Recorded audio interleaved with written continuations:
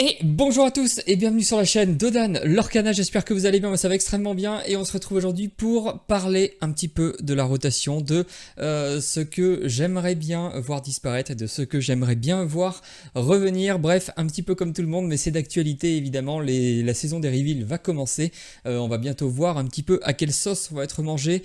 Pour moi, en tout cas, l'objectif de la rotation, c'est évidemment de dire au revoir à l'ancienne méta qu'on a eue pendant plus d'un an et de dire évidemment bonjour à une méta nouvelle, rafraîchissante qui amène de nouvelles manières de jouer à l'Orcana et surtout qui change radicalement avec ce qu'on a connu. Avant de passer à cette vidéo, je vous rappelle que vous pouvez d'ores et déjà liker, commenter et partager cette vidéo, voire vous abonner à la chaîne pour ne pas rater les prochaines. On remercie également Oupi, le sponsor boutique de la chaîne que vous retrouverez du côté de Salange dans le 74 ou bien sur leur site internet oupi.eu.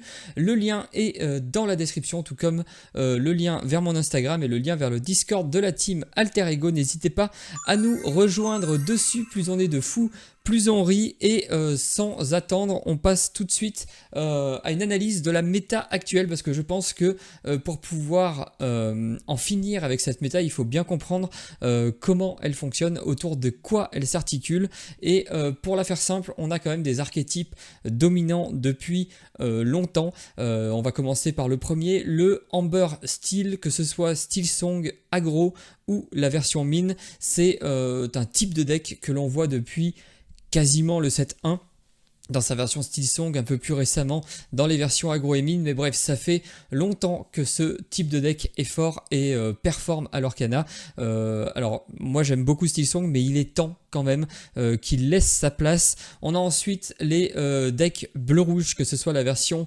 décapée, donc Burn, ou la version Contrôle Objet.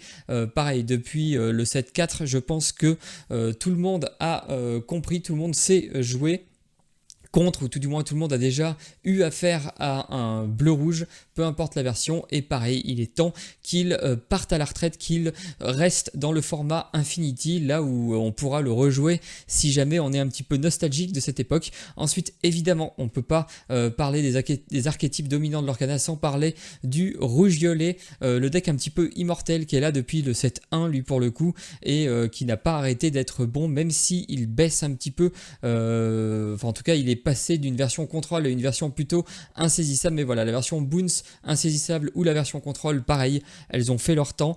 On aimerait bien qu'elles disparaissent et qu'elles laissent la place à de nouveaux archétypes. Ensuite, un archétype qui a fait évidemment beaucoup parler, qui a fait beaucoup couler d'encre, c'est l'archétype vert discard, alors que ce soit vert gris, vert violet, vert jaune, voire vert rouge, on en peut plus, enfin on n'en peut plus, c'est pas que j'ai spécialement que je n'aime pas discard, hein. J'ai beaucoup aimé jouer le vert jaune discard par exemple, mais voilà, ça fait un an qu'on expérimente, qu'on joue contre, qu'on est frustré quand on joue ce deck, qu'on prend du plaisir un petit peu malsain à jouer ce deck, donc voilà, il est temps que l'archétype discard tout entier, pareil, disparaisse et reste au format Infinity, ça ferait du bien. Ensuite, les deux autres archétypes que je vois un petit peu dominants, c'est le violet-gris, même si c'est pas un archétype qui est vraiment sur le devant de la scène tout le temps, ça reste un archétype qui a bien marché depuis longtemps, notamment grâce à la base violette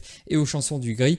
Donc pareil, que ce soit la version ballet ou la version tempo, il est grand temps qu'elle parte. Et enfin, la version Bounce contrôle un petit peu le bleu-violet, qui lui est un petit peu plus récent, mais pareil, ce serait pas mal qu'il laisse sa place, en tout cas dans cette forme actuelle, à de nouveaux archétypes. Comment est-ce qu'on va procéder? Donc en fait, moi, comment est-ce que j'ai réfléchi pour essayer de trouver les cartes que je ne veux absolument pas voir réimprimées? Et bien j'ai regardé un petit peu dans tous ces archétypes les cartes qui étaient jouées tout le temps et j'ai essayé quand même d'en enlever le moins possible, enfin de pas non plus tout enlever, toutes les cartes Steel Song, que ce soit les jaunes ou les grises chansons, mais plutôt voir quelles cartes on pourrait enlever pour détruire cet archétype-là, mais tout en laissant la possibilité de jouer dans d'autres archétypes, certaines cartes qui peuvent être un petit peu clés. Et on va commencer tout de suite avec le ambre, du coup la couleur jaune. Quelles sont les cartes des sets 1, 2, 3 et 4 que je ne souhaite pas voir réimprimées? Alors c'est sous le prisme principalement de la bicolorité jaune-grise, donc qui a dominé dans sa version Song, sa version aggro et sa version mine. Et la première carte que j'aimerais voir disparaître, enfin en tout cas ne pas voir réimprimer, c'est Cendrillon fait sensation au bal. La 1-2 pour 1 en Crab Killer 1 et qui est Meloman 3, tout simplement parce qu'elle est jouée dans tous les decks Amber Steel, que ce soit Song, Mine, Aggro, peu importe. On veut la jouer quand on n'est pas forcément sur le play, quand on est deuxième joueur par exemple, pour pouvoir chanter des chansons et reprendre le board. Donc je pense que ça ferait vraiment du bien, en tout cas ça permettrait de faire disparaître ces archétypes là si on enlevait la Cendrillon, puisqu'on n'aurait plus ce début de partie très explosif, très écrasant même du embrassier, donc ça pourrait être évidemment très bénéfique. La deuxième carte, vous vous en doutiez, c'est évidemment Réponse, parce qu'on le sait, un gris-jaune, ça pioche via ce rêve bleu ou via des réponses, et via prof évidemment, mais prof ne part pas tout de suite, donc je pense que si on enlève Réponse à cet archétype là, à cette bicolorité là, en tout cas ça va vraiment casser un petit peu cette dominance en tout cas de ces deux couleurs là, donc je pense que Réponse ne doit pas être réimprimée. Et enfin l'autre carte que j'aimerais bien ne pas voir réimprimée, c'est le Porcinet Capitaine Pirate de Winnie, la 2-2 pour 2 en Crab Killer 1 et Killer 3 si jamais vous avez deux autres personnages en jeu. Pourquoi? Parce que tout simplement on a des remplaçants maintenant qui sont arrivés, je pense notamment à la Lady 03 qui l'or pour 3 si jamais vous arrivez à lui donner de la force. Bref, il y a pas mal d'autres manières je pense de l'orer vite et fort avec un aggro ou un deck mine, donc je pense qu'on a pas besoin du petit Porcinet, je pense qu'il peut partir tranquille, il a largement fait son travail dans cette méta là. C'est à peu près tout pour les cartes jaunes, vous verrez un petit peu plus tard pourquoi. Ensuite on va s'attaquer à un autre gros morceau, c'est le violet améthyste. Alors là on essaye de viser principalement le violet rouge, le violet gris et le violet bleu. Et vous vous en doutez évidemment, pour attaquer le violet dans son ensemble, il faut s'intéresser au package Boons, Mime, Merlin et en particulier à Madame Mime Renard, donc la 4-3 pour 3 en Crab Killer 1 qui vous permet de renvoyer un personnage en main lorsque vous la jouez, ou sinon elle est bannie, et surtout qui a charge. Donc ça c'est un petit peu la terreur du champ de bataille, en tout cas la terreur depuis longtemps. Pourquoi? Parce que dès le tour 3 vous savez que vous pouvez vous prendre une Madame Mime sur le coin du nez et ça peut être tout simplement catastrophique si vous essayez de faire des combinaisons un petit peu aggro. Ça va totalement annihiler votre stratégie avec ce côté explosif qui va pouvoir revenir. Si jamais en plus vous avez, si jamais c'est plutôt un deck tempo qui joue les Madame Mime, ça peut être très chiant puisque il va remonter des cartes, les rejouer, vous détruire le board, bref, faire plein de choses assez agaçantes. Donc je pense pareil que c'était une très bonne carte, très très bien designée, mais je pense qu'on l'a suffisamment vue pour qu'elle puisse elle aussi prendre sa retraite du format construit et se diriger vers le format Infinity pour ceux qui voudraient encore la jouer. L'autre carte pareil qu'on a beaucoup vue en violet, quelles que soient les couleurs depuis plus d'un an, c'est Merlin Chèvre, la 4-3 pour 4 en Crab Killer 1 et qui vous fait gagner un de l'or quand il arrive et quand il quitte le jeu. Alors c'est pas forcément une carte qui est très déterminante pour gagner les parties, mais je pense que c'est pas une carte très fun. On l'a vu plein de fois en général. Quand vous la jouez, vous allez l'aurer 2, quoi qu'il arrive. Si vous arrivez à la boon, ça peut être très désagréable pour votre adversaire, il peut potentiellement ne pas faire grand chose, elle apporte pas grand chose niveau gameplay, donc voilà, je pense que c'est pas forcément une mauvaise chose si elle s'en va. Pareil, on l'a vu pas mal de parties où elle était, c'était assez marrant de voir si on pouvait jouer une chèvre, la chèvre me fait gagner, blablabla, mais voilà, je pense que on veut en finir avec le violet un petit peu boons dans ce style là, donc il faudra, je pense, se séparer de la chèvre. Et enfin le crabe aussi, la 3-3 pour 3 en crabe qui donne offensif plus 3 lorsqu'il arrive et lorsqu'il quitte le jeu et qu'il aura 1. Je pense que c'est une carte aussi qui a vu beaucoup de jeux, qui a bloqué beaucoup de situations en proposant, en disant à l'adversaire, en fait, si tu bouges une oreille, mon Merlin Crabe va venir s'occuper de toi. Donc je pense pareil que c'est une carte qui était très intéressante, était très sympa, mais elle appartient à la méta du set 1 principalement. Donc je pense qu'on pourrait évidemment la voir disparaître.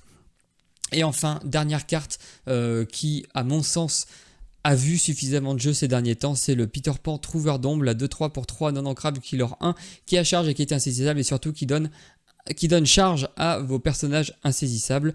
On l'a vu, le violet a depuis le set, depuis plusieurs sets, pas mal de cartes très intéressantes en insaisissable. Je pense que le Peter Pan commence à être un petit peu pénible et omniprésent, en tout cas si on veut changer de méta en violet, c'est-à-dire ne plus forcément voir des génies, des Yago ensemble. Je pense que si on enlève le Peter Pan, ça peut aider à enlever tout ça. C'est aussi très chiant si vous avez encore le Maui requin et vous aurez encore le Maui requin. Donc voilà, je pense qu'on peut se séparer du Peter Pan Trouveur d'ombre pour essayer de changer, de faire switcher un petit peu l'archétype violet vers quelque chose d'autre tout en gardant son identité, parce que l'objectif c'est évidemment de garder l'identité des couleurs, de pas passer par exemple d'un violet qui pioche à un violet, je sais pas, un violet combattant. Ce serait pas forcément très intéressant, il faut garder un petit peu de continuité. Donc le violet c'est la pioche, c'est la magie un petit peu, donc je pense que tous ces personnages là ont fait suffisamment leur temps pour pouvoir disparaître et laisser une méta un petit peu plus, pas plus saine parce qu'elle était très saine, mais une méta plus diversifiée, en tout cas une méta nouvelle qu'on n'a pas encore vue. Ensuite on s'attaque au vert. Alors évidemment le vert, si on veut changer un petit peu le style du vert, il faut s'attaquer à l'archétype qui est joué et surjoué, évidemment l'archétype discard, avec en tête d'affiche le prince Jean, le plus cupide de tous. Je pense qu'on est tous d'accord pour dire que, alors qu'on aime ou qu'on n'aime pas le discard, on est tous d'accord pour dire qu'on a suffisamment vu de deck discard et que voilà, c'était très bien pendant un an. Maintenant, on peut imaginer le voir disparaître pendant un an. Pourquoi pas le voir réimprimer plus tard. Mais là, pour l'instant, je pense que il faut qu'il laisse sa place. L'archétype discard a fait son temps. Maintenant, voilà, on veut passer un petit peu à autre chose et on veut découvrir le vert sous d'autres coutures que le prisme de la discard. Donc, évidemment, si on attaque la pierre angulaire de la discard, puisque cette carte-là vous permet de piocher lorsque vous faites discarder votre adversaire. Donc, c'est un petit peu un moteur de pioche et un moteur de contrôle. Donc c'est vraiment la pièce centrale de l'archétype discard. Je pense que si on l'enlève, ça met déjà un joli petit coup derrière les oreilles au vert. L'autre carte évidemment que j'aimerais bien voir partir du format traditionnel, c'est du format construit, c'est le Diablo messager dévoué. Donc quand je dis le Diablo, ça englobe aussi, non, remarque son petit alter, je pense qu'il n'a plus aucun intérêt s'il n'y a plus la version Diablo messager dévoué, mais bref, le Diablo messager dévoué, la 2-2 pour 3 non ancrable Killer 1, vous vous défaussez d'une carte action, vous pouvez la jouer gratuitement, il est insaisissable, et tant que cette carte est épuisée, chaque fois qu'un adversaire pioche une carte durant son tour, vous piochez une carte. C'était une très bonne carte, je l'ai trouvée très intéressante, très sympa à jouer, très forte, parfois un peu agaçante quand on n'arrive pas à la gérer parce qu'on se rend compte que on pourra pas faire grand chose et que l'adversaire aura de toute façon 40 000 réponses en main quoi qu'on fasse. Donc voilà, je pense qu'elle a été surjouée, elle a été jouée dans 100% des decks verts quasiment, donc je pense qu'elle peut elle aussi prendre un peu de repos et laisser un petit peu les projecteurs à d'autres cartes, notamment en vert. Donc voilà, c'est pour ça que ça ne me dérangerait pas qu'elle ne soit pas réimprimée, j'aimerais même qu'elle ne soit pas réimprimée. Ensuite on va continuer à attaquer un petit peu l'archétype discard, donc Cruel Diablesse. Je trouve que voilà, pour 2, une carte qui permet de faire défausser l'adversaire en chanson. C'est du 1 pour 1, c'est pas très intéressant, c'était fort si vous aviez un prince Jean puisque vous faisiez défausser et vous piochez. Là voilà, je trouve qu'elle est pas très intéressante, donc pareil, ça me dérangerait pas qu'elle disparaisse, puis ça peut être pénible en début de partie si on est un petit peu sur une ligne un petit peu fine et fragile où on veut essayer de faire sa courbe et tout, si on a un peu de mal à piocher et tout, ça pouvait détruire pas mal de stratégies, donc pourquoi pas s'en séparer. L'autre carte que j'aimerais bien voir disparaître du coup, c'est les muses proclamatrices de héros, une 2-4 pour 4 ancrable hors d'atteinte. Chaque fois que vous jouez une chanson, vous pouvez choisir un personnage avec 2 ou moins et le renvoyer dans la main de son propriétaire. Alors ça a été un petit peu la star des decks gris, vert et jaune-vert, voire même de pas mal de decks vert-bleu chanson. Donc en fait il faut jouer beaucoup de chansons pour pouvoir renvoyer les cartes adverses en main. Bon, ça a été très sympa, j'ai beaucoup aimé cette carte, mais pareil, j'ai pas envie que le vert se résume à une couleur un petit peu de soutien en fait, où en gros on pose les muses et après on chante avec des cartes d'autres couleurs pour pouvoir profiter des muses et prendre l'avantage. Je pense que voilà, le côté un petit peu bounce récursif, bounce chanson, si je peux dire, en tout cas on l'a suffisamment vu et ça ferait pas forcément de mal si elle, disparaissait. Et enfin, la dernière carte que j'espère ne pas revoir, c'est les Ondas ensorcelés. Une 0-1 pour un non-ancrable Killer 2. À chaque fois que ce personnage est défié, chaque adversaire choisit une carte de la défausse et la défausse, pardon. Donc pareil, c'est une carte qui est aggro et discard. Ça peut être assez pénible en début de partie d'aller gérer ça, surtout si on n'a pas de gestion autre que par le board. Je pense que c'est peut-être à la rigueur, c'est peut-être la carte la moins pire qui pourrait être réimprimée dans le vert. Mais voilà, si on pouvait éviter de revoir un petit peu un package de base discard en vert, même sans le Prince Jean, ce serait pas mal de pouvoir éviter ça. Ensuite, on s'attaque au rouge. Le rouge, la couleur qui a contrôlé un petit peu la méta depuis le début du jeu, que ce soit en rouge-violet d'abord et ensuite en rouge-bleu. Première carte qui, je pense, a fait son temps, même si elle est quand même bien designée et qu'elle est quand même bien cool à jouer. C'est le Maui, idole des hommes, la 6-5 pour 5 ancrable qui a charge et combattant. Voilà, je pense qu'on l'a tous suffisamment vu, on l'a tous suffisamment joué, on a tous suffisamment pris ces charges ravageuses sur notre board, donc voilà, je pense qu'on peut facilement dire qu'on aimerait qu'elle ne soit pas spécialement réimprimée, même si je suis d'accord qu'il faut quand même que le rouge garde cette identité contrôle un petit peu, puisque c'est la marque de fabrique du rouge, mais voilà, je pense qu'on peut se passer du Maui qui a été joué depuis tout le temps, depuis le set 1, donc voilà, si on pouvait s'en passer, ce serait très très bien. Deuxième carte, évidemment, c'est la Sisu, sœur responsable, la 5-4 pour 8, non-ancrable Killer 3 qui s'altère pour 6. Et lorsque vous jouez ce personnage, bannissez tous les personnages adverses ayant 2 d'attaque ou moins. Je pense que c'est la carte la plus pénible du jeu à l'heure actuelle parce qu'elle annihile beaucoup de decks et en fait on peut rien faire face à cette carte. On n'a pas moyen d'aller défausser une carte créature dans la main de son adversaire. Donc pour l'instant en tout cas, sauf si ils éditent évidemment des cartes qui permettent d'aller l'enlever, je pense que cette carte peut facilement rejoindre le format Infinity et nous soulager un petit peu en format construit et nous laisser un petit peu jouer d'autres choses, nous laisser pourquoi pas jouer plus board centrique et pas forcément toujours se dire ah oui mais prochain tour il y a 6 sous et je peux rien faire et je perds tout, c'est pas forcément très intéressant. Donc voilà, j'espère qu'elle va s'en aller avec les honneurs parce que c'est une carte du coup qui a un petit peu défini la méta à certains moments d'une certaine façon en tout cas, et ce serait pas mal qu'elle s'en aille tout simplement, qu'elle laisse sa place à d'autres cartes pour qu'on puisse s'amuser. L'autre carte c'est Madame Médusa, la patronne, la 4-4 pour 6 non ancrable Killer 1 et qui tout simplement bannit un personnage avec 3 d'attaque ou moins. Je pense que pendant longtemps ça a été un petit peu le métronome de la méta, genre quand une nouvelle carte était imprimée et révélée, on se demandait tout de suite oui mais est-ce que Madame Médusa va le chercher? Si Madame Médusa va le chercher, eh ben c'est une mauvaise carte. Si Madame Médusa ne va pas le chercher, pourquoi pas. Donc en gros, ouais,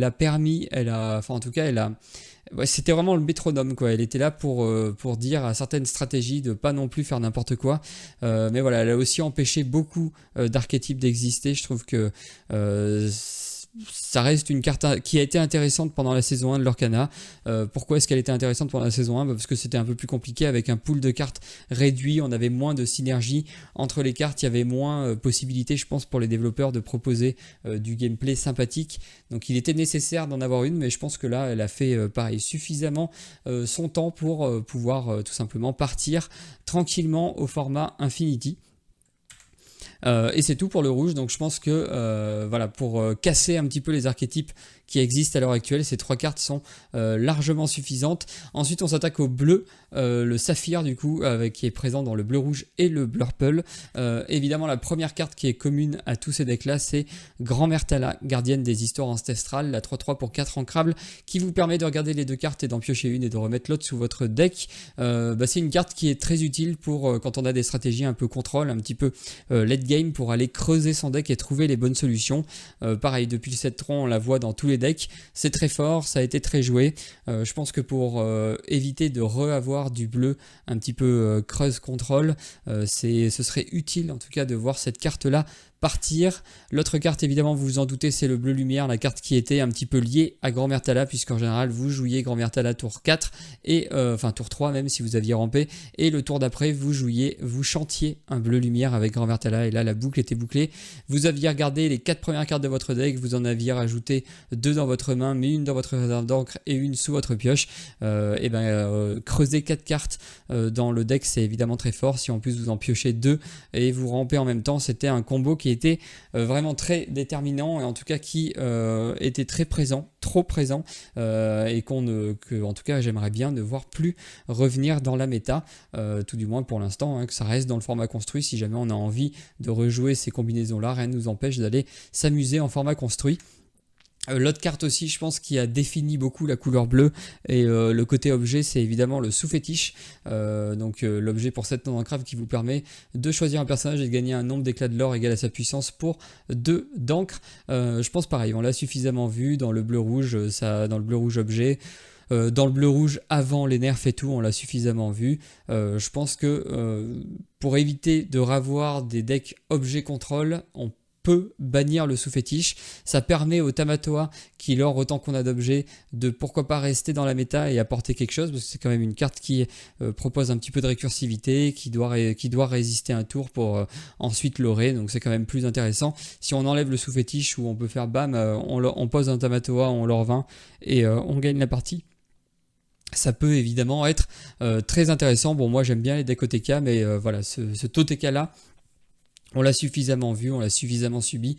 Il est temps qu'il laisse sa place. L'autre carte, moi, que j'aimerais bien voir partir, c'est la glace à l'eau, parce qu'on la voit aussi dans tous les decks bleus, même pas des decks objets spécialement, hein, que ce soit le Blurple, on le voit tout le temps. Donc pour un ancrable, un objet qui vous fait piocher, vous pouvez en plus soigner vos personnages avec. Et maintenant qu'on a la belle tour 3 du coup, qui se joue gratuitement si on bannit un objet, je pense que ce combo là est un petit peu auto-inclus dans tous les decks un petit peu bleus où on veut être un peu mid-range ou être un peu contrôle. Donc je pense que pareil, si on enlève la glace à l'eau, ça peut permettre de pas forcément jouer la belle tour 1, pas forcément l'utiliser pour chanter tour 2. Enfin bref, ça peut changer un petit peu les habitudes qu'on a dans l'Arcana, et je pense que ce serait pas une mauvaise chose. Et enfin, la dernière couleur, c'est l'acier. Alors l'acier, il touche tout ce qui est amber steel, il touche tout ce qui est vert gris et gris violet. Et la première carte, évidemment, c'est ce rêve bleu que j'espère, et normalement on le sait, elle ne sera pas rééditée, et heureusement. Chaque joueur dépioche sa main et pioche cette carte. C'était un petit peu la pierre angulaire du Steel Song, puisque le Steel Song était là pour détruire votre board, vider sa main en jouant plein de chansons et jouant plein de créatures, puis ensuite refaire sa main avec un ce rêve bleu, inonder le board tout en continuant à détruire vos créatures et finir la partie en partant l'orée. Si on lui enlève ce rêve bleu plus réponse et la petite Cendrillon, je pense que on ne reverra pas le Steel Song, ou tout du moins pas dans les hautes sphères de la méta. Donc ce serait évidemment très intéressant. Dans tous les autres archétypes, elle n'était pas spécialement jouée, mais vraiment pour le Steel Song, je pense que c'est la carte chanson en fait qui permet tout simplement au Steel Song d'exister. Sinon, on n'avait pas vraiment de moyen très efficace, hormis la réponse de piocher beaucoup de cartes. Donc voilà, je pense que si on enlève cette carte-là, quoique maintenant il y a même avant il y avait la bête, mais la bête on peut gérer, on peut faire quelque chose. Donc je pense que ce rêve bleu, il faut qu'elle s'en aille, et normalement elle devrait s'en aller fort heureusement. L'autre carte que j'aimerais bien voir partir, c'est Perdu dans l'hiver. J'aurais bien mis Plus ardent que le feu des volcans, mais voilà, on a été un petit peu moi en tout cas j'ai été un petit peu surpris de voir que ça serait une carte promo du prochain set, donc ça veut dire qu'elle est rééditée. J'aurais préféré enlever Plus ardent que le feu des volcans, parce que c'est une carte pareil qui a vu beaucoup de jeux, et c'est surtout la carte snowball par excellence, puisque plus vous avez de board, plus elle fait des dégâts, plus vous avez de board, plus vous allez gérer le board adverse. Lorsque vous êtes premier joueur, vous savez que vous allez toujours faire un dégât de plus que le tour de votre adversaire. Donc voilà, je trouve que et elle est ancrable en plus. Donc c'est vraiment, pour moi, c'était la meilleure chanson. Après, bon, si on enlève toutes les autres chansons dégâts et qu'on garde juste le ce rêve bleu, pour le plus ardent que le feu des volcans, pourquoi pas. Mais du coup, par défaut, j'ai mis Perdu dans l'hiver, donc qui permet d'infliger 2 et de piocher une carte pour 3 non ancrables. Donc si on n'a plus la petite Cendrillon, si on a toujours le Rhino qui pourrait éventuellement chanter cette chanson au tour 2, ça peut être quand même un petit peu pénible, une 4-3 résistance 2 qui chante cette chanson. C'est là où je me dis que comment ça s'appelle, le plus ardent que le feu des volcans est peut-être moins impactant, puisqu'il dépend du nombre de vos personnages que vous avez sur le board. Et si on enlève la petite Cendrillon et qu'on considère que le Rhino, en s'altérant, peut le chanter, en fait le Rhino, vu qu'il s'altère, il recouvre une carte, donc en fait il multiplie pas le nombre de créatures que vous avez sur le board, et donc en fait il diminue intrinsèquement la puissance de plus ardent que le feu des volcans. Donc je pense que c'est peut-être pour ça qu'elle reste plutôt que perdue dans l'hiver. Enfin bref, en tout cas je pense qu'il faut enlever un petit peu des blasts au gris, d'une manière générale, enfin en tout cas les blasts chansons, parce qu'on les a suffisamment joués et suffisamment vus. L'autre carte que j'aimerais bien voir partir, c'est le Monsieur Mouche Matelot Empoté, la 3-3 pour 2 en Crab Killer 2 et qui se blesse à la fin de votre tour. Tout simplement parce que quand on joue gris, il n'y a aucune raison quasiment de ne pas prendre le Monsieur Mouche dans sa decklist. Et pareil, une carte qui est auto-inclue depuis le 7-3 dans tous les decks gris, je pense que ça ferait pas de mal, pareil, qu'elle s'en aille et qu'elle laisse un petit peu sa place, même si elle est très intéressante et qu'elle porte un petit peu l'archétype, enfin qu'elle pourrait aider en tout cas l'archétype pirate à exister. Donc faut voir si c'est dans un archétype pirate. Pourquoi pas, si par contre c'est juste parce que c'est un très bon tour 2 et qu'il se blesse et qu'il aura beaucoup, c'est un petit peu moins intéressant. Et voilà, donc c'est à peu près toutes les cartes qui, je pense, si on les enlève toutes de la méta, peuvent redéfinir la méta, peuvent en tout cas aider à avoir une nouvelle méta. Et pour avoir une nouvelle méta, évidemment, il faut proposer de nouvelles choses. Il ne suffit pas juste de dire aux gens, en fait, on va détruire les decks avec lesquels vous jouiez et vous vous amusiez, et on va vous proposer juste des decks moins forts et un petit peu plus nuls.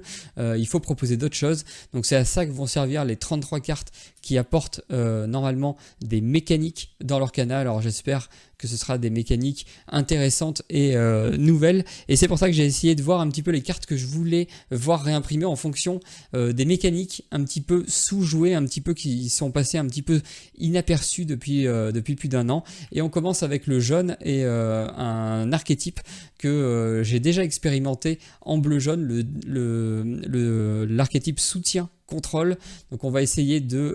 je vais vous montrer du coup la première carte avec en tête d'affiche la mini 1-5 pour 5 non ancrable Killer 2 rempart, et lorsque vous jouez ce personnage, choisissez un personnage adverse avec 5 d'attaque ou plus et bannissez-le.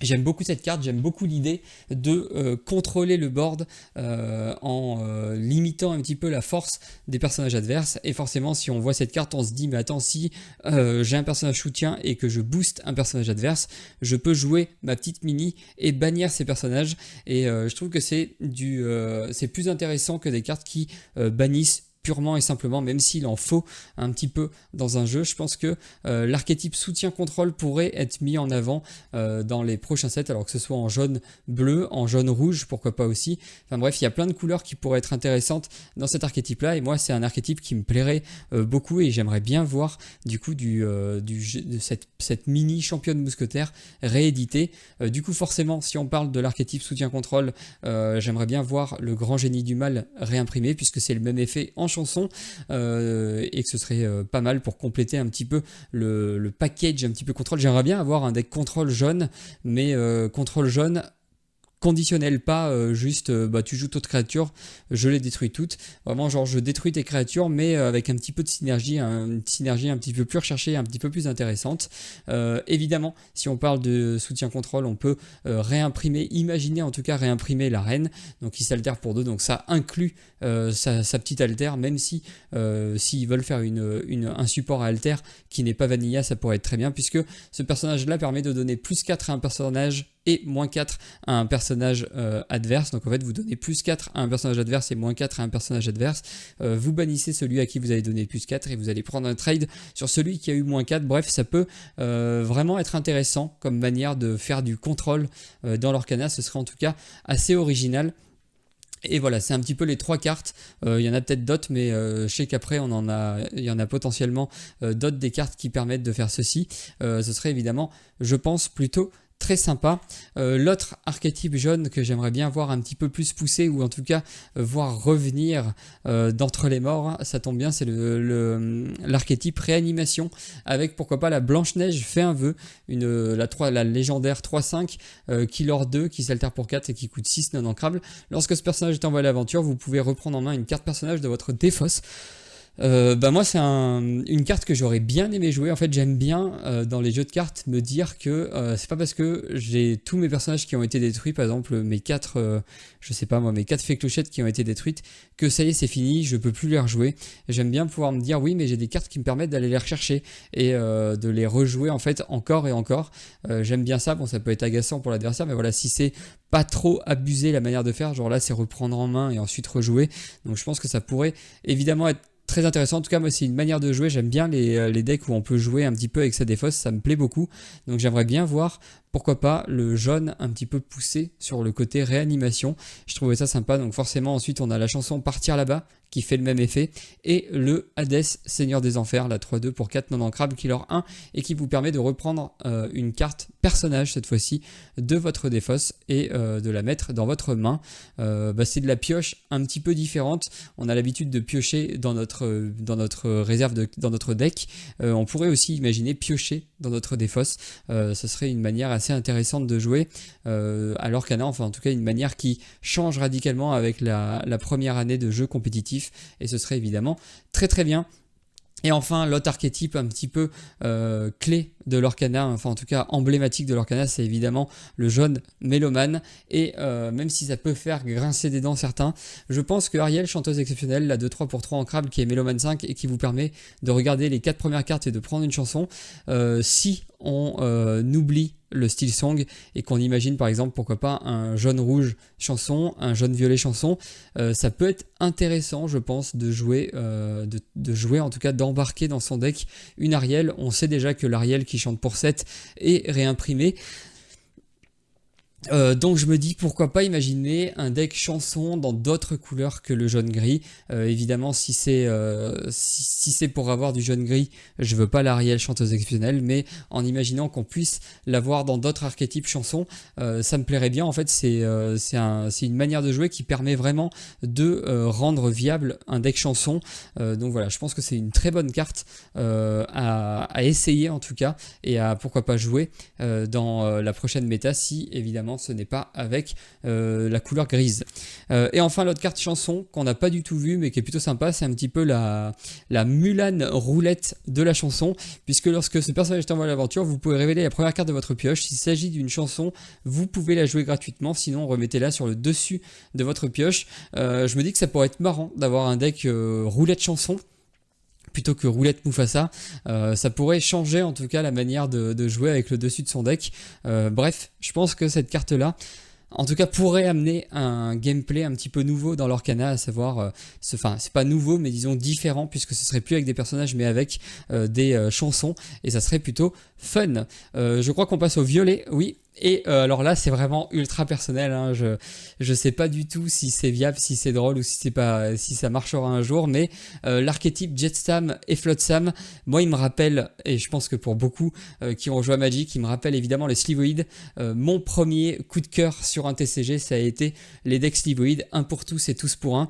Et du coup quand j'ai vu les Jetsam et Flotsam, je me suis dit waouh, c'est comme les Slivoïdes, en peut-être un petit peu moins pété, enfin un petit peu moins pénible en tout cas pour l'adversaire, puisque je vous le rappelle, les Jetsam donnent leur capacité aux personnages Flotsam et les Flotsam donnent leur capacité à vos personnages Jetsam, donc l'inverse. Et quand j'ai vu cette carte là, le Flotsam et Jetsam Floodborn Anguille piégeuse 5-5 pour 6 ancrable qui leur 2, défaussez-vous 2 cartes. C'est très très lourd, hein, défausser 2 cartes, c'est énorme. Par contre, ce personnage est considéré comme portant à la fois les noms Flotsam et Jetsam. Je me suis dit, bah lui en fait, il récupérerait toutes les capacités et ça pourrait être un petit peu votre super personnage qui va vous permettre de gagner la partie. Donc bref, ça c'est vraiment moi qui imagine des trucs, mais j'aimerais beaucoup voir un archétype Jetsam Flotsam qui soit un petit peu poussé. On a déjà eu des très bons Jetsam Flotsam hein, depuis le début. Par exemple, lui qui donne à vos personnages, ce Jetsam qui donne à tous vos personnages Flotsam insaisissable, ce Flotsam qui donne charge à tous vos Jetsam. Donc en fait je trouve ça très marrant. On en a eu aussi 2 autres Jetsam sur le set 4 du coup qui donne offensif 2 à tous vos Flotsam, et enfin ce Flotsam qui donne à tous vos Jetsam lorsque ce personnage est banni via un défi, renvoyez cette carte dans votre main. Lui a le même effet, donc en fait lui le Flotsam a l'effet indiqué et il donne à tous les autres Jetsam son effet. Donc je trouve ça très intéressant.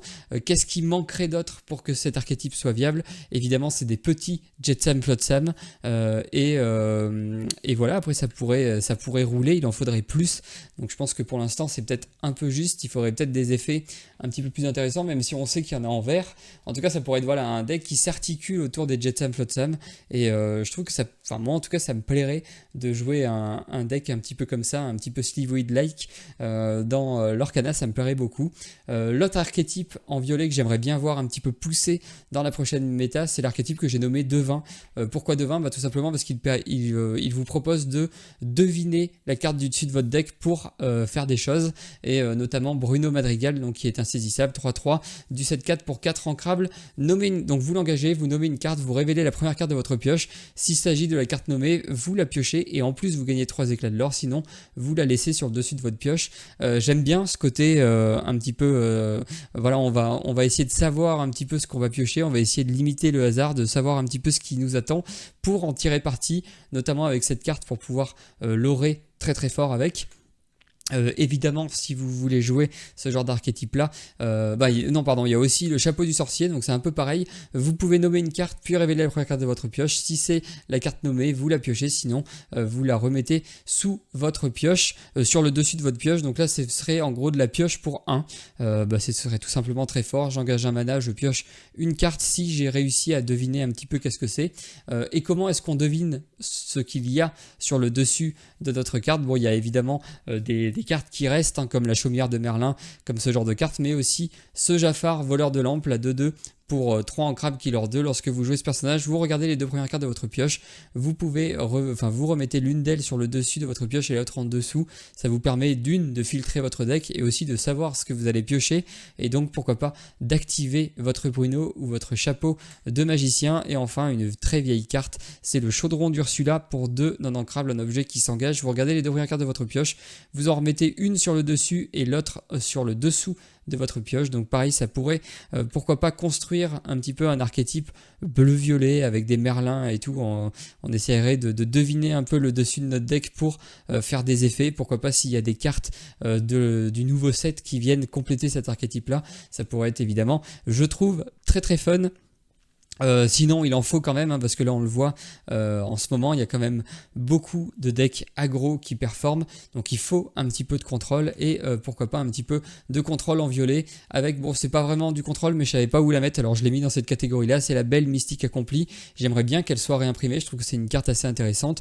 La 4-4 pour 5 en crabe killer 2, lorsque vous jouez ce personnage, déplacez jusqu'à 3 des jetons dommages d'un autre personnage sur un personnage adverse de votre choix, donc ça peut vous permettre de contrôler un petit peu le board comme ça, d'aller taper où vous voulez en face, et ça pourrait être évidemment très intéressant. L'autre carte contrôle du violet qui permet de faire piocher votre adversaire, donc c'est pas juste du contrôle sans aucune contrepartie, c'est la Isma, fait peur sans faire exprès, la 4-4 pour 6 en crabe killer 2 qui s'altère pour 4, donc il faudrait évidemment des bons petits alters.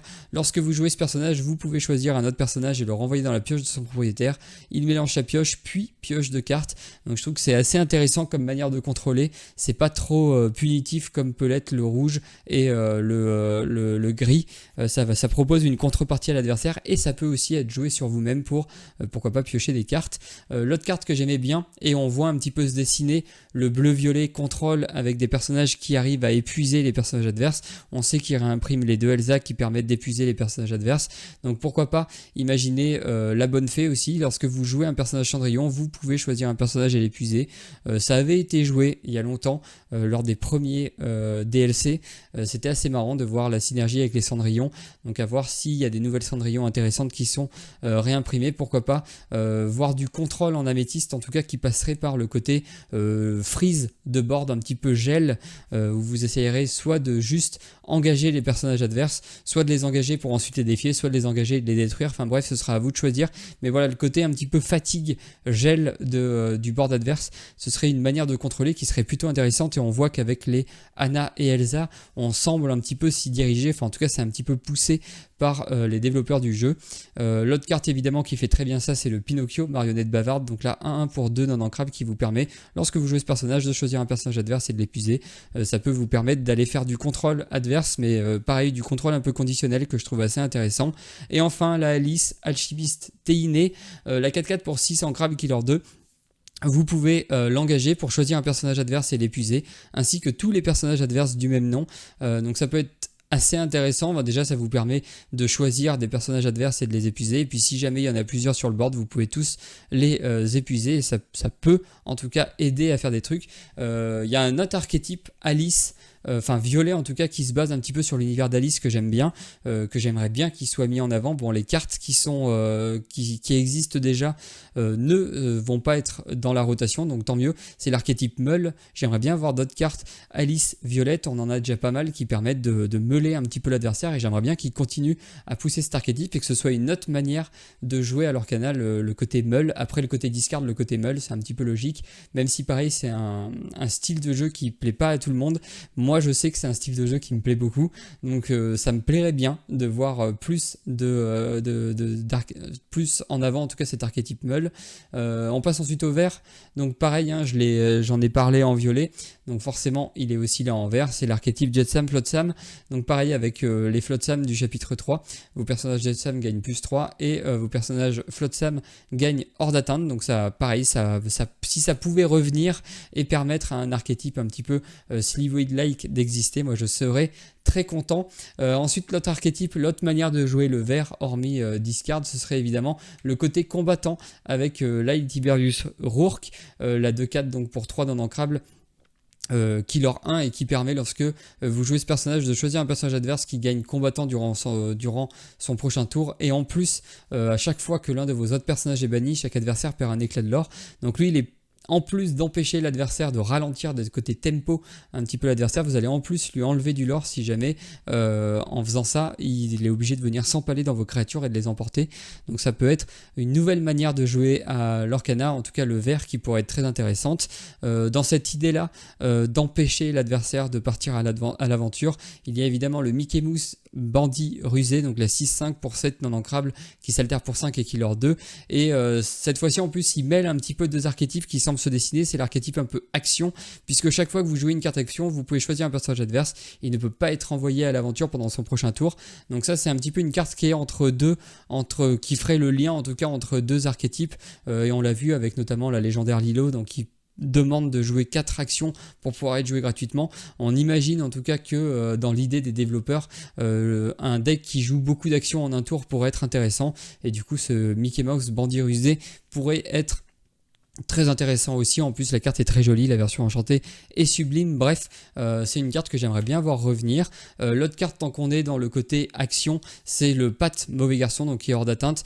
Quand vous jouez une action, il gagne plus 2, et s'il a au moins 7 d'attaque, il gagne plus 2 éclats de l'or. Donc ça peut être une carte qui vient compléter un petit peu l'archétype action. Et c'est tout. D'ailleurs, dans cet archétype tempo combattant, bon c'est peut-être pas vraiment le bon nom, en tout cas tempo action, j'aurais peut-être plutôt dû mettre. L'autre archétype vert qui pourrait être, qui je pense doit continuer à exister, c'est évidemment le côté contrôle, parce que pour moi une méta-scène c'est des decks aggro qui marchent, des decks mid-range qui marchent, et enfin des decks contrôle qui marchent. Et pour que tout ça fonctionne, il faut forcément donner les outils à ces différentes couleurs. Donc je pense que il y a du vert tempo contrôle, c'est pas vraiment du contrôle pur et dur comme on peut l'avoir, qui pourrait être intéressant notamment via cette carte moi que j'ai toujours beaucoup aimé, jouer, c'est le génie fait le show, la 3-4 pour 6 non ancrable qui leur 2 insaisissable. Lorsque vous jouez ce personnage, choisissez un personnage et renvoyez-le dans la main de son propriétaire.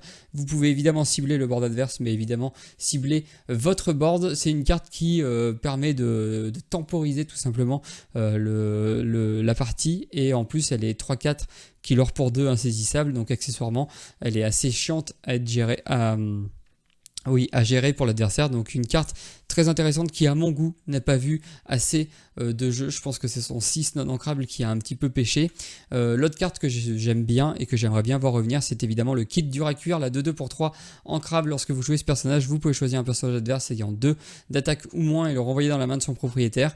C'est encore une fois du tempo contrôle, ça permet de renvoyer sur des tours un peu clés à l'Orcana, le tour 3-4. C'est souvent là que des fois les parties se jouent, donc ce kit là pourrait faire évidemment du bien. Ensuite, sous l'océan, moi je trouve que c'est une carte qui est plutôt bien designée, puisque vous allez certes raser le board, mais seulement si les personnages adverses ont 2 d'attaque ou moins, et en plus il faut aller le chanter un 8 non ancrable, donc je trouve que c'est une carte assez intéressante. Elle a vu du jeu juste au travers du jaune vert discard, c'était le seul deck qui pouvait jouer dès sous l'océan de manière assez efficace, notamment parce qu'on avait les Kida pour baisser drastiquement la force de tout le board adverse. Donc voilà, c'est une carte qui me déplairait pas que j'aimerais bien même voir réimprimée. J'ai envie qu'il y ait des bonnes cartes de contrôle qui soient réimprimées et qu'on ait en même temps d'autres mécaniques qui soient poussées en avant. L'autre carte un petit peu tempo contrôle, c'est la Ursula en bobineuse. Si on laisse toutes ces chansons, il faut évidemment pouvoir faire face à ces chansons, et quoi de mieux que la Ursula en bobineuse qui permet d'aller d'une checker la main et en plus de défausser une carte chanson parmi la main de votre adversaire. Donc c'est une carte qui a vu beaucoup de jeux, qui est quasiment auto-incluse dans tous les decks, mais qui d'un point de vue gameplay est vraiment très intéressante, en tout cas qui permet de plus de réflexion que certaines cartes qui sont juste fortes et qui vont faire leur effet quoi qu'il arrive. Là c'est assez intéressant de savoir est-ce que je joue contre du vert, est-ce qu'il a des Ursula, est-ce que je garde des chansons en main de départ, ou alors si on est au contraire, si on est le joueur de vert, on arrive sur des tours un peu critiques, est-ce que c'est pas le moment de jouer une petite Ursula, de retarder un petit peu, de se décurver en quelque sorte pour aller checker la main et pourquoi pas enlever la carte qui pourrait nous embêter. Je pense que c'est une carte très intéressante et qui en tout cas mérite de rester dans la méta. Et voilà, c'est à peu près tout pour cet archétype là. Si, il y a le côté réanimation Emerald, mais là aussi c'est vraiment juste moi qui parle, c'est mon cœur qui parle, même si je peux dire c'est la reine déguisée en mendiante, la 2-3 pour 3 non ancrable. Emerald, du coup choisissez une carte personnage et défaussez-la, vous gagnez un nombre d'éclats de l'or égal à la valeur de l'or du personnage défaussé. C'est une carte que j'ai toujours rêvé de voir fonctionner dans un deck sacrifice réanimation. En gros, on défausse une carte de sa main avec la reine, puis on la reprend en main avec une chanson et on la redéfausse. Bref, j'imagine un espèce de combo comme ça où ça pourrait être vraiment très très fun.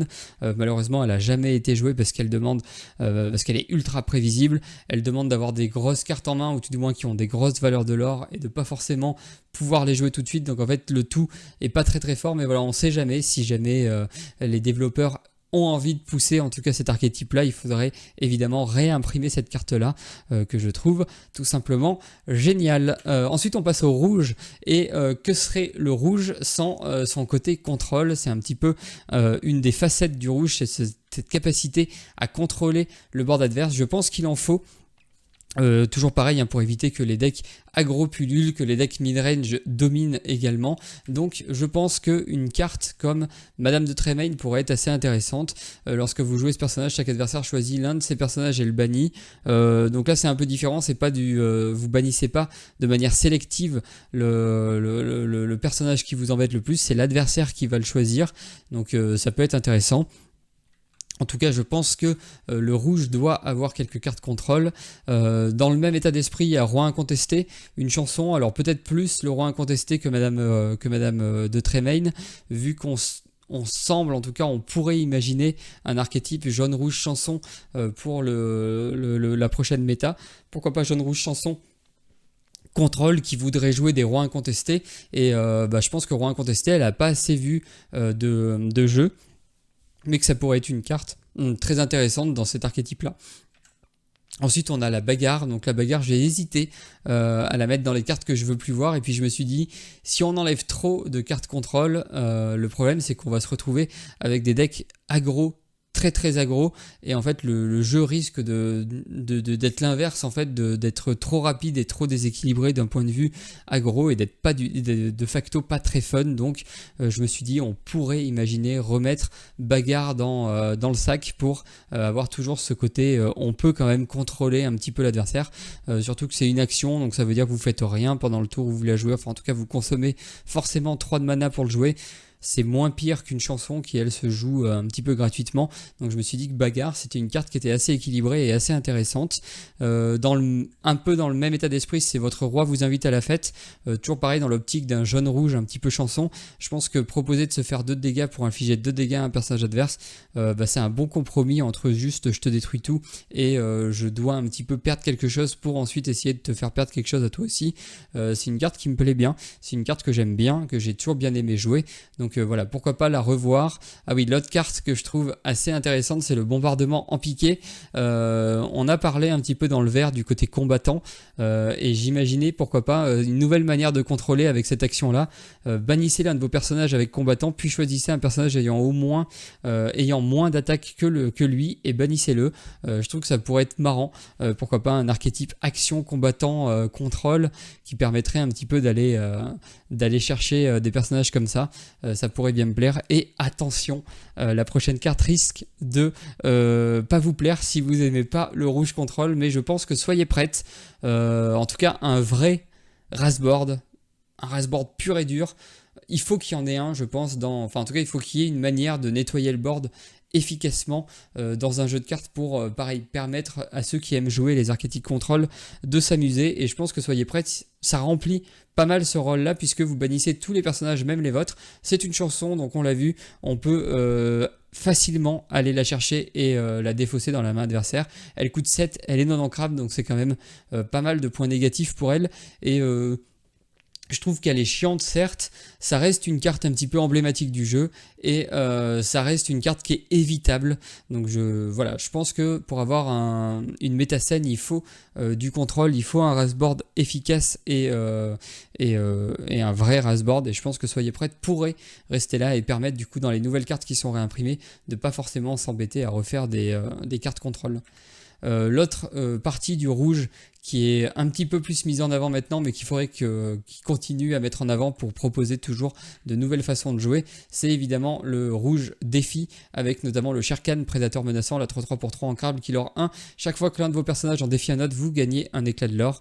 Ça, moi, j'avais beaucoup d'espoir sur cette carte au set 2, et ben j'avais même acheté 3 exemplaires de cette carte, et ben grand mal m'en a pris, puisqu'elle n'a jamais été vraiment jouée. Je les avais achetés assez cher à l'époque. On verra si elles partent définitivement dans les limbes, et j'aurais raté mon pari. Par contre, si elle est rééditée, je serais bien content d'avoir mes petits Sherkan prédateurs menaçants. C'est toujours intéressant de gagner du lore en allant défier. Ça peut être en tout cas sympa de voir du rouge, rouge-gris, mais pourquoi pas d'autres couleurs qui joueraient cet archétype un peu défi.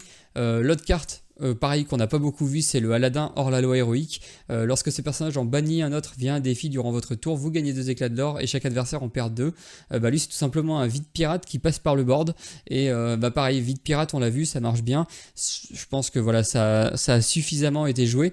Pourquoi pas imaginer du coup le retour du Aladdin hors la loi héroïque pour booster un petit peu les archétypes défis. Moi, ça me plairait bien. Je trouve ça assez sympa, j'aime beaucoup la carte, j'aime beaucoup le personnage. Donc voilà, c'est une carte qui me plairait bien. Le dingo, super dingo, qu'on voit quand même pas mal, qui lui a charge, qui permet de gagner 2 éclats de l'or à chaque fois qu'il défie. Pareil dans un deck, dans un archétype un peu défi, je pense que ça pourrait être plutôt cool. Et enfin la dernière carte que j'ai toujours bien aimé, c'est la Namari, héritière du Croc du Dragon, la 2-3 pour 3 non ancrable. Chaque fois que ce personnage en défie un autre durant votre tour et lui inflige des dommages, choisissez un autre personnage et infligez-lui autant de dommages. Donc en fait, ça vous permet de taper et de renvoyer les dégâts sur un autre personnage. On a la Mulan, je crois. Ah non, la Mulan, elle s'en va. J'aurais pu mettre la Mulan aussi, Archer d'élite, qui fait un petit peu le même effet en con. Plutôt pas mal pour aller gérer un petit peu des boards un petit peu pénibles et un petit peu trop répandus, enfin en tout cas trop nombreux. Je pense que ça pourrait être assez intéressant. Et ensuite, on a aussi tout ce qui est rouge action. Donc, on le voit avec la Lilo légendaire du 7-8, mais avec d'autres cartes aussi qui laissent penser ça. Pourquoi pas imaginer Bébé Noix, réimprimé, la 4-4 pour 4 ancrable qui leur 1. Chaque fois que vous jouez une action, ce personnage ne subit aucun dommage lors des défis pour le reste de ce tour. Ça pourrait être une carte assez intéressante. Vous jouez par exemple des chansons violettes qui vous font gagner du lore un petit peu passivement, et vous allez nettoyer le board adverse avec votre Bébé Noix. Moi, je trouve que c'est plutôt fun, et ce serait plutôt sympa de voir ça dans le deck. L'autre carte qui joue avec les actions en rouge, c'est la mini plongeuse émerveillée, la 2-3 pour 4 ancrable, qui s'altère pour 2, qui est insaisissable, qui lore 1, et si vous avez joué au moins 2 actions durant votre tour, ce personnage gagne plus de éclats de l'or pour le reste de ce tour. Donc c'est un petit peu comme un porcinet, mais en ultra conditionnel, puisqu'il faut jouer 2 cartes de votre main temporaires, donc éphémères, et qui restent pas en plus. Donc à la fin du tour, ça s'arrête, il faudra rejouer 2 autres actions. C'est une carte qui est intéressante, elle s'altère pour 2, donc ça pourrait être plutôt cool. Enfin, si on joue un archétype action, moi j'aime bien attiser les flammes, choisissez un personnage et redressez-le, il ne peut pas être envoyé à l'aventure pour le reste de ce tour, mais il peut rechanter des chansons, mais il peut faire plein de choses, ou tout du moins ça vous permet de protéger vos personnages, donc ça pourrait être cool aussi de voir cette action-là revenir dans le jeu. Et ah oui, et en dernière carte, donc elle est plutôt chanson, donc action, les chansons sont des actions. C'est la Ariel collectionneuse intrépide, la 2-3 pour 3 ancrable, insaisissable. Chaque fois que vous jouez une chanson, choisissez l'un de vos personnages qui gagne insaisissable jusqu'au début de votre prochain tour. Donc là pareil, ça vous demande de jouer des chansons ou des actions, ou les deux, enfin de jouer en tout cas des chansons dans votre deck, donc peut-être que des chansons ou alors des actions. Mais en tout cas, si vous jouez des chansons, donc un deck jaune-rouge un peu chanson, l'Ariel pourrait être très intéressante puisqu'elle pourrait donner insaisissable aux personnages qui vont chanter et donc vous permettre de les protéger d'une certaine façon. Donc voilà, c'est une carte qui me plaît beaucoup. J'aime bien le design, elle a jamais vraiment été jouée, c'est dommage je trouve. Et voilà, j'aimerais bien, pourquoi pas, l'essayer dans la méta prochaine. Ensuite on passe au bleu et on va essayer d'accélérer parce que ça fait déjà longtemps que je parle. Que serait le bleu sans les objets? Alors on l'a vu, on bannit certains objets, mais par contre on pourrait voir réimprimer des cartes qui synergisent avec les objets, notamment le Triton Roi Clairvoyant. Vous l'engagez, vous bannissez l'un de vos objets, vous gagnez 3 éclats de l'or. Une nouvelle façon de générer du lore, mais un peu moins OTK et un peu plus risqué pour vous, ce serait pourquoi pas avec ce Triton, un autre bébé noix sans les deux trémas sur le i, d'ailleurs cette fois la voleuse orpheline, 1-2 pour 2 en Crab Killer 2, lorsque vous avez un objet en jeu, il gagne résistance +1 et hors d'atteinte, pourquoi pas un deck un petit peu objet aggro avec le Triton pour finir et le bébé noix pour l'aurer au début, ce serait aussi intéressant. Pourquoi pas revoir l'atelier de Maurice, moi je trouve que c'est pas une carte qui était trop déplaisante, elle vous demandait de payer 1 pour piocher une carte et un petit peu de faire tourner votre deck objet, de vous permettre d'avoir un moteur de pioche avec votre deck objet, ça pourrait être évidemment très intéressant. L'autre carte qui pourrait aller avec les decks objets, c'est évidemment Ariel, collectionneuse de Quick et de Quack, 3-3 pour 4 non ancrables, qui leur a un, chaque fois que vous jouez un objet, vous pouvez redresser ce personnage, redresser sans aucune contre-indication, donc vous pouvez rechanter, vous pouvez repartir à l'aventure, bref, faire tout ce que vous voulez. C'est une carte qui paraissait assez sujette à des combos, mais qui ne l'a pas du tout été lors du set 1 et ni pendant toute l'année de l'Orcana, donc pourquoi pas l'avoir réimprimé. Et enfin la plume en forme d'arête, donc un objet qu'on a déjà pas mal vu, mais qui est assez intéressante, qui vous demande de vous défausser de votre main pour ramper un petit peu. Pourquoi pas imaginer la voir revenir, moi ça ne me choquerait pas en tout cas. L'autre archétype bleu qui marche plutôt pas mal, c'est l'archétype héros, et notamment via Anna Cœur Sincère, la 2-4 pour 4 en Crab Killer 2. Chaque fois que ce personnage est envoyé à l'aventure, vos autres personnages héros gagnent +1 pour le reste de ce tour. Si on oublie les Madame Medusa, bon évidemment j'ai dit que je voulais revoir les bagarres qui viennent directement prédater cette carte là, mais bon, on peut pas tout avoir, mais voilà, pour l'archétype héros, en tout cas, je pense que la Anna peut être très intéressante.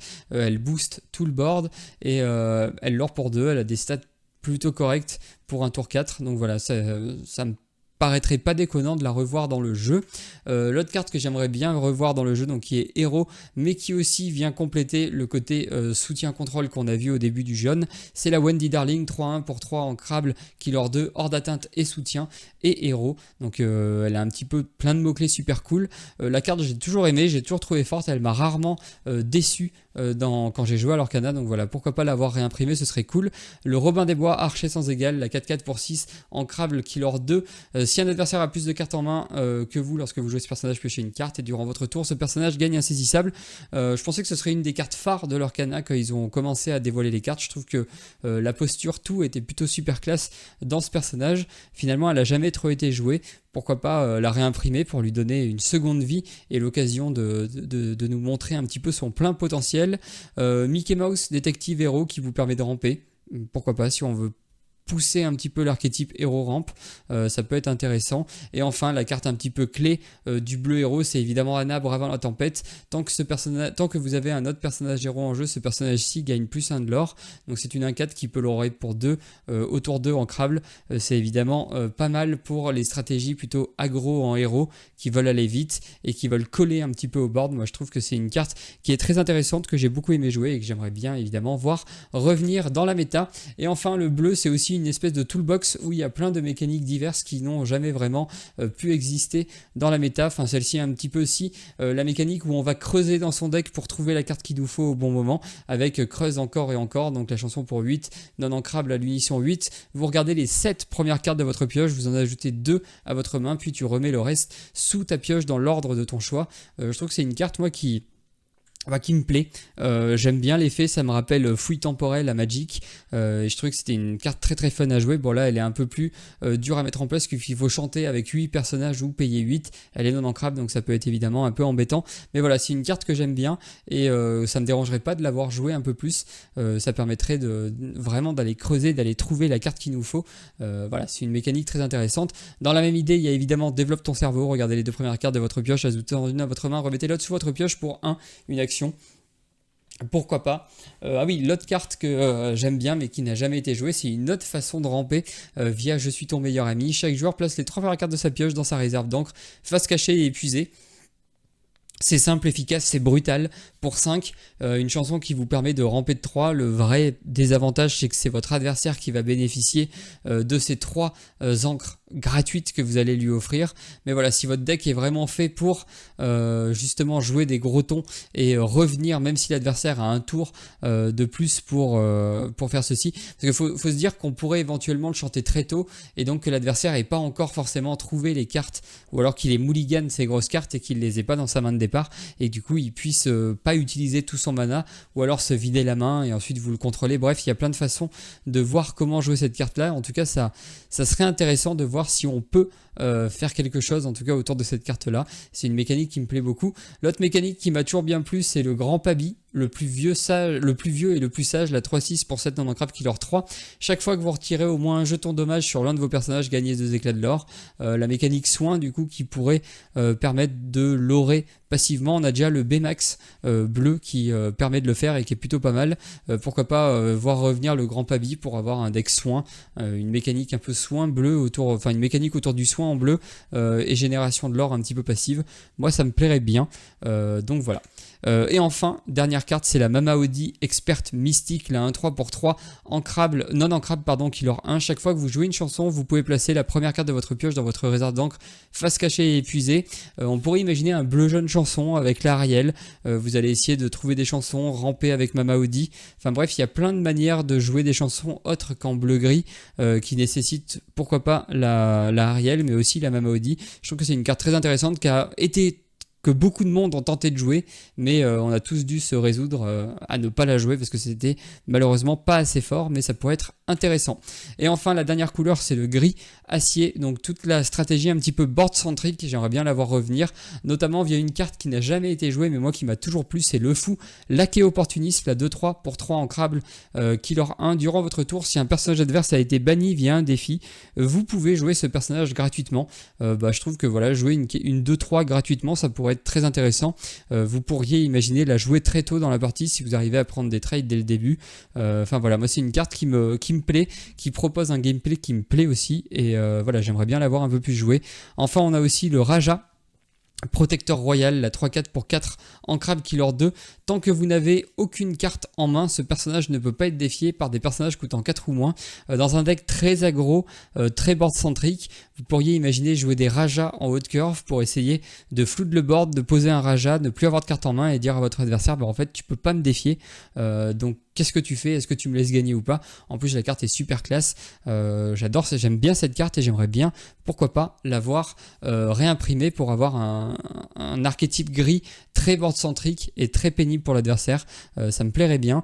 On a aussi le Gustave le géant, la 6-6 pour 3 ancrable terreur du royaume killer 1. Ce personnage entre en jeu épuisé ne se redresse pas au début de votre tour. Chaque fois que l'un de vos autres personnages en bannit un autre via un défi durant votre tour, vous pouvez redresser ce personnage. Alors lui serait plutôt board centrique mais plutôt contrôle. Il faudrait réussir à taper un petit peu les personnages adverses pour ensuite leur dresser et prendre d'autres gros trades. Mais c'est une carte qui pareil a un gameplay différent et original et qui pourrait être très intéressante d'être jouée dans l'Orcana. Toujours dans cette optique board centrique, on a Il me reste un espoir, la chanson donc, qui permet à un personnage de gagner résiste 2 et surtout si c'est un héros d'aller défier les personnages redressés. Donc on l'a vu, il y a l'archétype héros en bleu qui pourrait être mis, évidemment en gris il est très présent, mais cette carte là pourrait lui permettre d'exister un petit peu plus et d'être très intéressant. Et enfin, on parle de héros, on parle de personnages qui peuvent redresser, des personnages redressés. Pourquoi pas réimprimer la Cendrillon, Cœur Vaillant, la 5-5 qui leur 3 et qui coûte 7 ancrable, qui s'altère pour 5, qui a résiste 2. Et si vous avez joué une chanson pendant ce tour, vous pouvez défier les personnages redressés. C'est une carte polyvalente, soit vous partez en lore, soit vous partez défier le board adverse. C'est une carte qui me plaît beaucoup. Il y a aussi toute la mécanique qui se construit autour des Mickey qui vous permettent de jouer gratuitement des personnages coûtant très cher. J'aimerais bien voir le Mickey trompettiste revenir, donc pour 2. C'est un peu une joueuse de flûte elfe à Magic, vous allez pouvoir pour 2 l'engager et jouer gratuitement un personnage de votre main. Je trouve ça plutôt intéressant. Si vous avez de quoi jouer des très très grosses créatures, je pense au Mickey légendaire du 7-8, mais aussi au Dingo Chevalier pour un jour, la 10-10 pour 9 en crabe qui leur 4. Si vous arrivez à le faire venir très tôt dans la partie, ça peut être très marrant. Et voilà, donc j'aimerais bien qu'il pousse un petit peu cet archétype et pourquoi pas réimprimer ces cartes-là. Et enfin, on parle de l'acier, on parle donc des dégâts directs. Moi, j'aimerais bien que les dégâts directs restent la marque de fabrique du gris, mais pas dans la version qu'on connaît, pas forcément avec des chansons, mais pourquoi pas avec Simba, donc qui lui aussi est un gros personnage, plutôt board-centrique, qui correspond un petit peu à tous les autres archétypes qu'on a déjà vus. C'est une 5-5 pour 7 en crabe qui leur 2. Chaque fois que vous jouez ce personnage ou qu'il en bannit un autre via un défi, vous pouvez piocher 2 cartes pour en défausser 2 et surtout vous pouvez choisir un personnage et lui infliger 2 de dégâts. Donc c'est plutôt intéressant. Si vous arrivez à le redresser, à attaquer plusieurs fois, vous pouvez aller nettoyer un board. Enfin bref, c'est une carte dégâts directs qui me plaît. On a aussi le Baboom, le classique, pour 2 vous infligez 2, pour 3 vous infligez 3 avec le fracassé et allons-y soyons fous, pour 1 vous infligez 2 avec le allumer les mèches, mais en version non ancrable cette fois. Enfin voilà, ça c'est le package un peu dégâts directs. J'aimerais bien que les chansons s'en aillent, mais qu'on ait quand même ces dégâts directs avec le gris, mais dans une autre version, en tout cas pas la version chanson qui est un petit peu trop oppressante à l'heure actuelle. Et je crois qu'on a fait le tour de ce que j'attends, en tout cas ce que j'espère et ce que j'imagine de la rotation. N'hésitez pas à me dire dans les commentaires ce que vous en pensez, si jamais il y a des archétypes qui vous ont plu mais n'ont jamais été très viables. N'hésitez pas à me le dire, je serais ravi de lire vos commentaires et de découvrir toutes vos idées. Il ne me reste plus en tout cas qu'à vous rappeler que si la vidéo vous a plu, likez, commentez et partagez, vous savez, voire vous abonner à la chaîne si vous voulez pas rater les prochaines vidéos. Il ne me reste plus qu'à vous souhaiter une excellente journée et ou une excellente soirée, tout dépendra évidemment du moment où vous choisissez de regarder cette vidéo. Allez, salut!